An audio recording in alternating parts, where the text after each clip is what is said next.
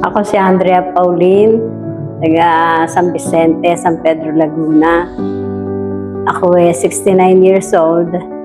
Ang aking nararamdaman, laging masakit yung aking binti sa matagal na pagtayo, lalo't maraming ginagawa.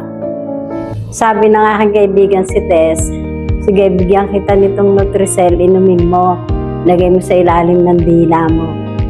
Sabi ko, ano ba yan? Kasi ang dami ng mga ganun-ganun mga gamot na naririnig ko. Sabi niya, hindi, maganda daw. Di ininom ko naman, inano ko sa dila ko. Bali, nakatry ako ng 2 sachet, umaga at saka sa gabi. Naging maganda resulta na wala yung sakit ng aking binte at saka naging maganda yung tulog ko dahil hirap ako sa pagtulog eh. Yun ang naging resulta sa akin, naging maganda yung pagtulog ko.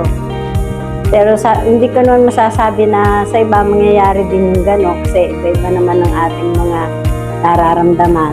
Pero sa akin yun ang naging resulta, naging maganda yung pakiramdam ko sa pag-inom pa ng Nutricel. Kaya salamat.